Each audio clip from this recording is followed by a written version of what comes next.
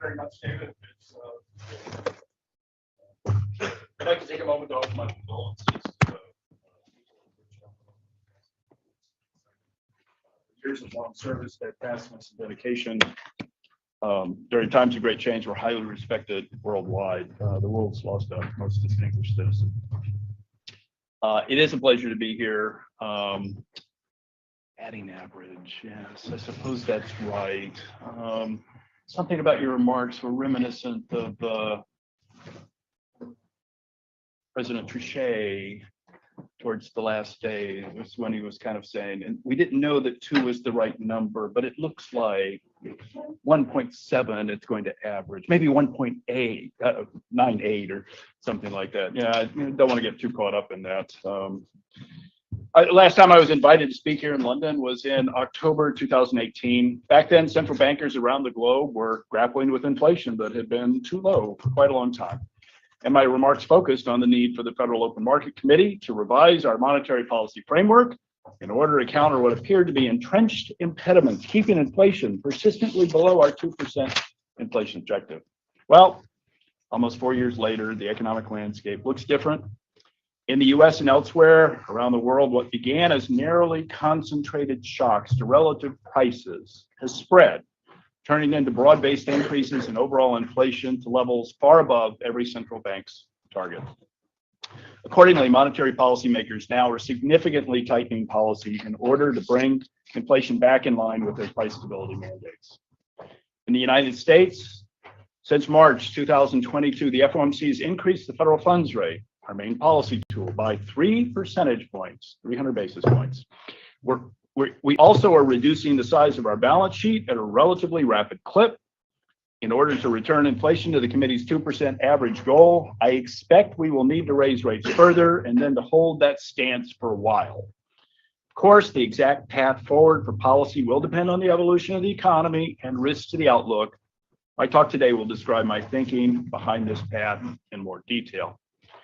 And before I begin, I am obliged to remind you that the views I share with you today are my own and do not necessarily represent those of my colleagues on the FOMC or others in the Federal Reserve System.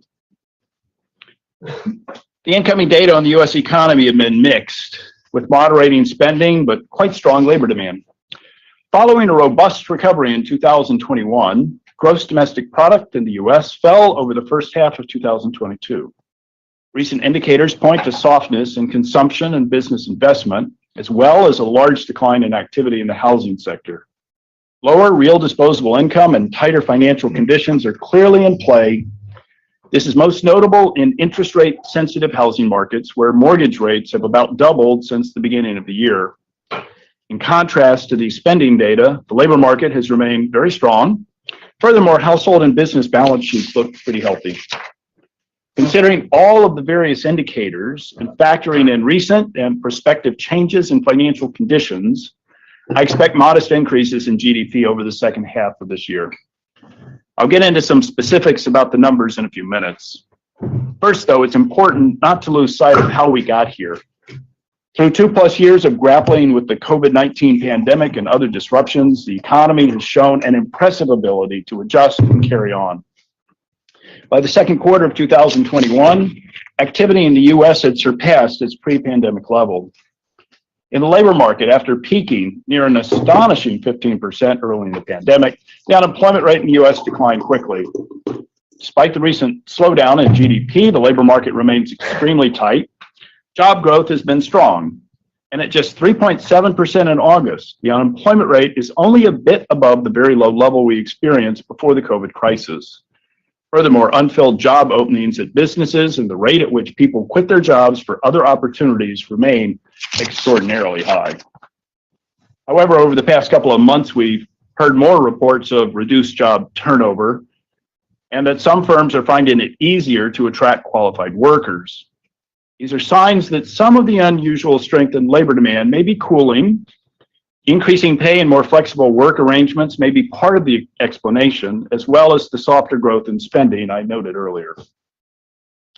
On the labor supply side, while many workers who left the labor force during the pandemic have re-entered the labor market, many others have not, and today labor force participation is still well below its pre-pandemic rate. Most of this shortfall is accounted for by older workers. Of course, aging baby boomers would have eventually retired, but the pandemic appears to have accelerated their exit from the labor force. Another factor weighing on labor supply is the quite low inflow to the U.S. labor force from immigration. A strong labor market may help draw some of those sitting on the sidelines back into the workforce and alleviate some labor market pressures. But as time passes, I become less optimistic that this labor supply channel will be very large. Indeed, the labor force participation rate currently does not appear far from its long-run trend. I do, however, expect less accommodative monetary policy to be an important factor in dampening very high labor demand and bringing supply and demand conditions in the labor market into better balance over time. This brings me to a discussion of what is the principal issue facing the economy in the US and elsewhere: inflation. Fed's preferred inflation gauge is the annual change in the Price Index for Personal Consumption Expenditures, PCE. After more than a decade of missing our average 2% target to the downside, PCE inflation has risen quite quickly, from under 1% in mid-2020 to 6.3% in the most recent July data. With food and energy prices excluded, so-called core PCE prices rose 4.6% over the past 12 months. So what's behind these rapid increases? Some of these increases are directly related to the pandemic.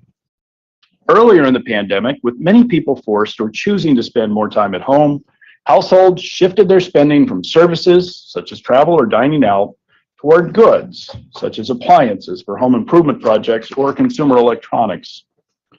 Many goods-producing businesses struggled to keep pace with the strong demand, particularly as they face COVID-related disruptions in production and supply chains. Labor shortages due to a broad-based drop in labor force participation were part of the story too. In the US, these factors first showed through to inflation in early 2021 as overall activity began to normalize. Prices rose sharply for goods that were especially sensitive to supply chain problems and for services that were just beginning to reopen from the pandemic shutdowns. But these factors are not the entire story. I believe that the April 2021 FOMC statement was the first that sort of mentioned the inflation issues, just to put that into perspective. Beginning last autumn, price pressures began to build more broadly. At first, price increases for goods spread beyond those items most directly impacted by pandemic dynamics.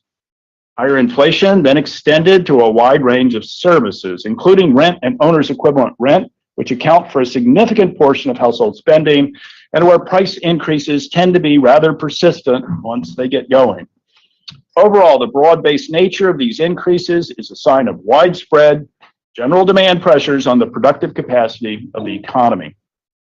Of course, higher inflation is plaguing other industrialized economies as well. The US experience is roughly in the middle of the pack. Here in the UK, for example, the consumer price index increased almost 10% over the past year. And across Europe, the readings have been similarly high. There are differences in individual countries' inflation experiences. Increases in durable goods prices contributed more to inflation in the US than in other OECD countries for which the comparable data are available, while rapid increases in food and energy prices intensified by the ongoing war in Ukraine were more important factors in the UK and many other industrialized economies.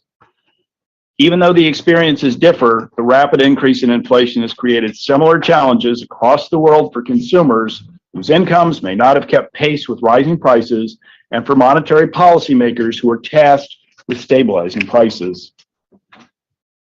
Though the recent inflation data have been disappointing, most forecasters, myself included, anticipate that inflation in the US will cool down substantially over the next couple of years. Let me explain the reasoning behind my forecast. Much of the same logic applies to other industrialized economies as well, though there undoubtedly will be differences depending on the particular circumstances faced by each. First, even though some problems still remain, there are a number of signs that supply chain difficulties are improving. Ports are less congested, freight costs are falling, and supplier delivery times are improving. But all is not well yet. For example, for quite a while, a shortage of microprocessors held back the production of motor vehicles.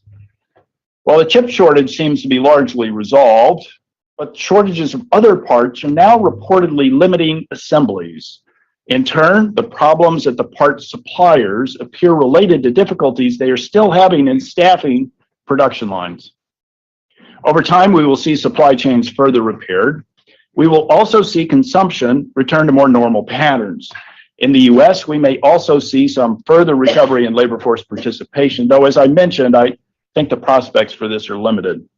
As these supply side improvements occur, price pressures will diminish somewhat.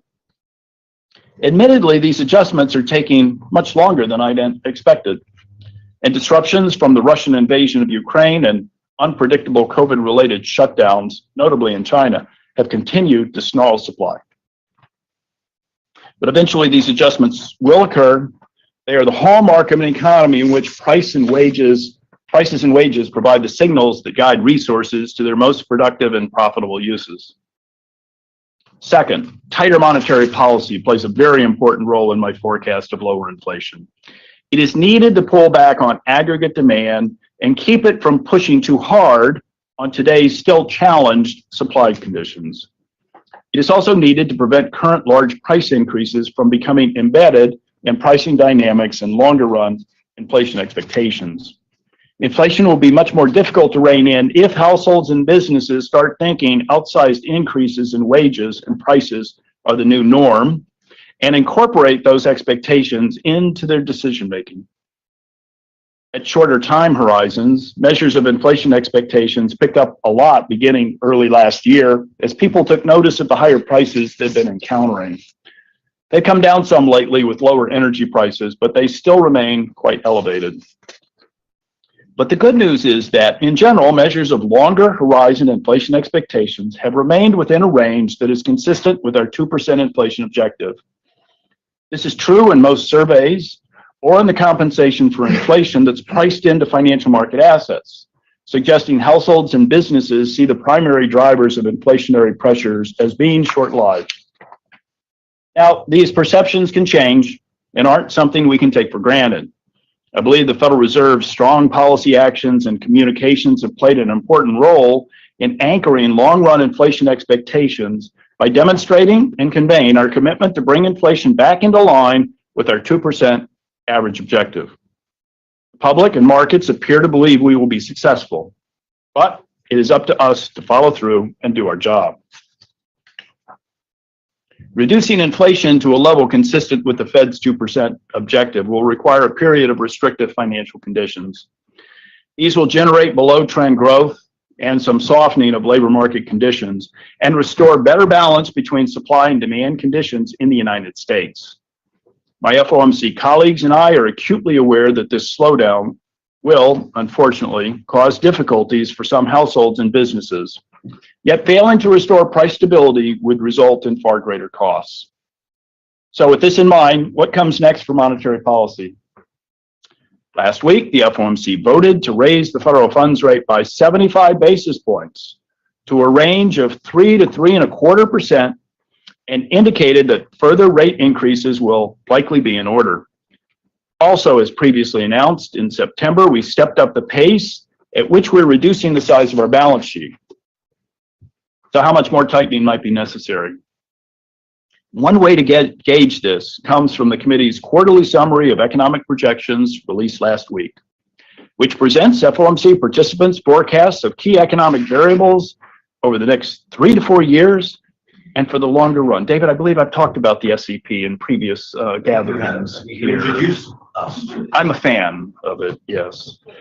The median SEP projection is for the federal funds rate to be in the range of 4.25% to 4.5% by the end of this year.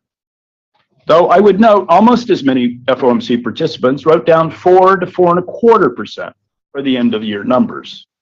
So most think we're looking at something like 100 to 125 basis points of rate increases this calendar year. The median projection then has rates rising a bit further to 4.6% at the end of next year, and then declining to 2.9% over the subsequent 2 years. My own viewpoint is roughly in line with the median assessment. How should we benchmark this policy path? Here, it's useful to think of where real or inflation adjusted rates are relative to some benchmark of neutrality. When making economic decisions, people naturally think about the future. With the median federal funds rate projected to be 4.4% by the end of the year, and with core inflation next year forecast to be 3.1%, the real federal funds rate would be something like 1.3%. This is above the 0.25% to 0.5% range most FOMC participants see as the long-run real neutral rate. And so, by this calculation, this is clearly a restrictive setting. And though the estimates are subject to a great deal of uncertainty, the reduction in our balance sheet is worth something like an additional 35 to 50 basis points of policy restraint. Given that the funds rate was essentially at zero just 7 months ago, this has been quite a pivot in monetary policy. In light of this expeditious repositioning, and because the full effect of tighter financial conditions takes time to show through to output and inflation, at some point, it will be appropriate to slow the pace of rate increases and eventually let policy rates sit at a plateau for a while in order to assess how our policy adjustments are affecting the economy. As always, though, rates are not on a preset course. The FOMC will react to changes in the economic landscape as they occur and will adjust policy accordingly in order to achieve our goals of full employment and price stability. I know some are uncomfortable with the idea that the Fed provides projections for policy rates in the SEP, knowing that ultimately we will see a different path for rates if economic conditions or risks turn out otherwise. Some say this is a good reason not to provide such projections at all. I strongly disagree with this view. How can it be a bad thing to reveal how we see the base case scenario playing out? Think how much uncertainty and costly volatility we would have unnecessarily generated this past year if we'd not augmented our policy moves with guidance about our plans for the ultimate level of the federal funds rate.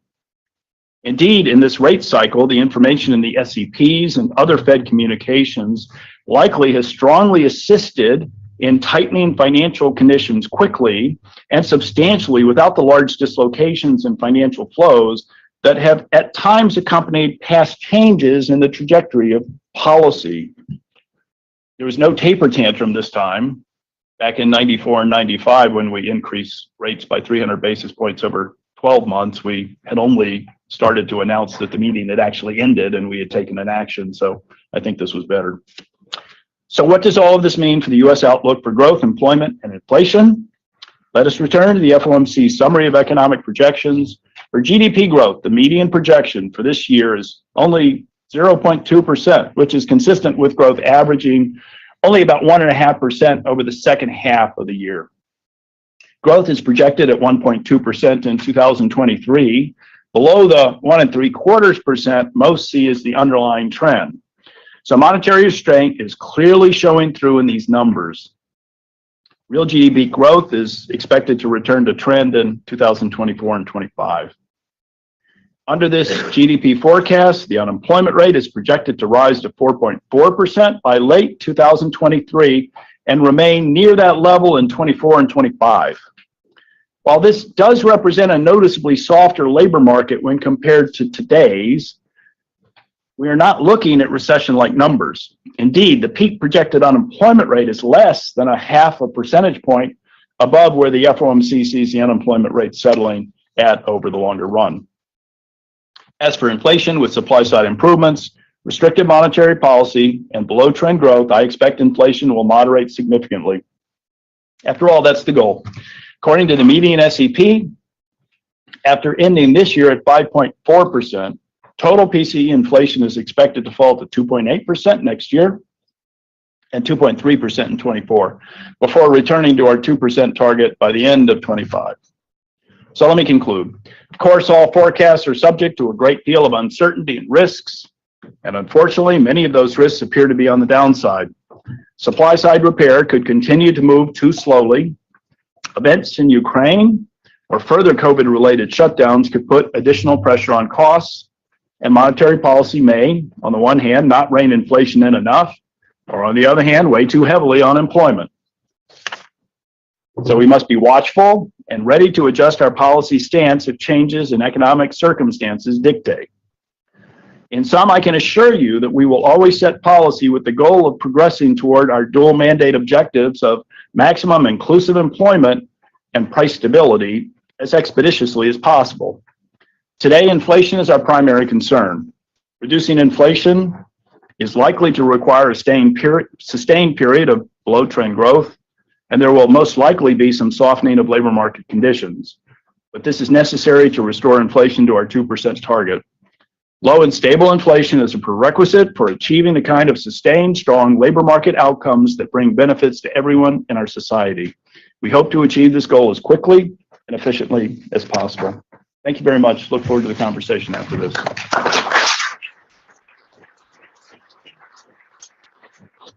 Thank you very much, Charlie. And I'm struck by your comment about how this time you didn't have any taper handlers, because in this country, of course, in Britain, we're perfectly capable of using tantrums by ourselves. We don't actually need the Federal Reserve to do that. We can do that all homemade. Just a couple of questions from me, and then we'll open up to the audience, because all of this is on the record, as has been your whole speech.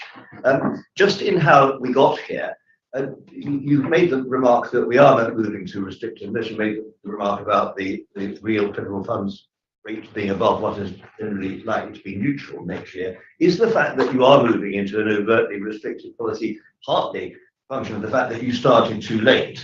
And would you use the word mistake to say, I'm sorry, we did start without tightening too late, we misjudged the situation last year?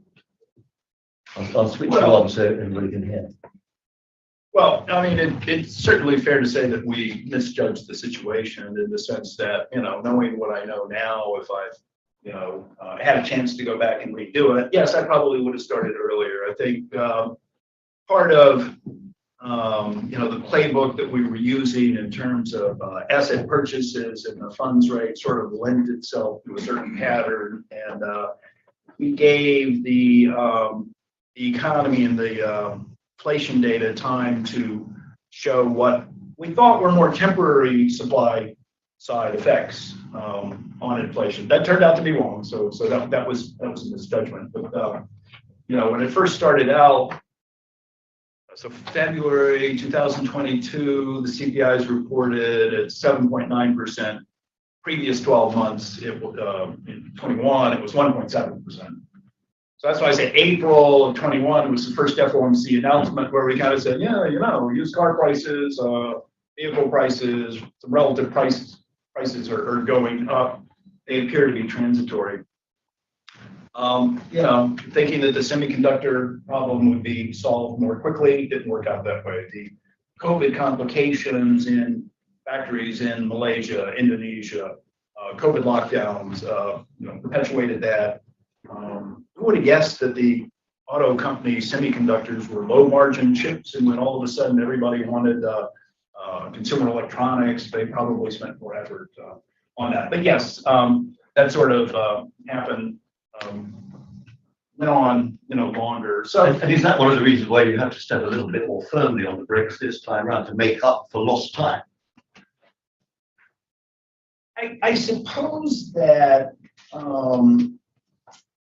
Like I say, we have increased the federal funds rate in the last 7 months by 300 basis points, and then 94, 95, it took us 12 months to do that. I think we've done it very quickly, expeditiously. If we had started earlier, I would have been surprised if we were higher than where we are now. Would the ultimate inflation increase have been higher? I'm not quite so sure, because the supply effects were notable, and I think that one way or another, labor has been in such a short supply that labor's had more power to generate wage increases and things like that. But I mean, yes, I think whatever slow start we may have gotten, I think we've certainly recovered from that, and kind of leading the pack now. Does it get harder from now on in? I know you're going to be perhaps not a commentator, but you won't be part of the FOMC after January. You've had your last voting meeting was actually last December, wasn't it? So, but you will be retiring, if that's the word one to use these days. They'll be really retired, do they? And you'll be retiring in January, so you'll be watching all this from the sidelines, does it get a lot harder because you've caught up, you've done the 300 basis points? I remember when Paul Volcker was doing all this, obviously in a totally different economic situation, he was getting people sending baseball bats through the post to him and so on. It could be fairly unpopular if you don't manage to balance this out with not producing a recession, which is your hope. What do you think about the unpopularity that the Fed, your successors at the Fed, are likely to run into if interest rate increases go on next year, and if we do have a nasty shock on the employment markets?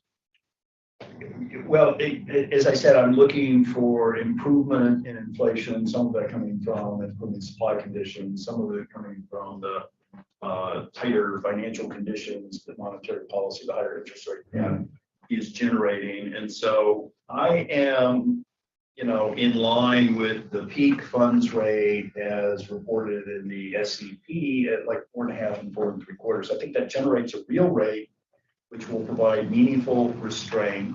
Again, some of what we need to bring demand in line with supply, but I'm hopeful that supply is going to expand away from some of the current COVID conditions and the supply chain hardships and things like that. And so in that environment, this might be enough. We're going to need to be at a level, Fed is going to need to be at a level of restrictiveness so that they can monitor the data and see if that's right or if it's wrong and in which direction it's wrong. And yes, it's likely the case that 6 months from now, the lagged effects of restrictive monetary policy should show through more to labor markets, and it'll be fun to understand which of those effects is strongest. Just a last question from me before opening up to the audience. The effect of the very strong dollar. Two questions there. Could that act on the US economy to produce a tightening effect over and above what you're seeing on the monetary side? And does it keep you awake at all at night, the fact that this is having a very deleterious effect, or will do, particularly if it goes on emerging market economies? I know you are the bank for the United States and not for the world, but could you just put those two questions into some kind of context, please? I would expect over time, if the dollar continues to be very strong, that would put pressure on manufacturing, that would limit their ability to export for sure. I think that would, ease inflationary pressures to some extent, but I think there'd also be a tendency to want to look through that effect to the extent that it's going to be a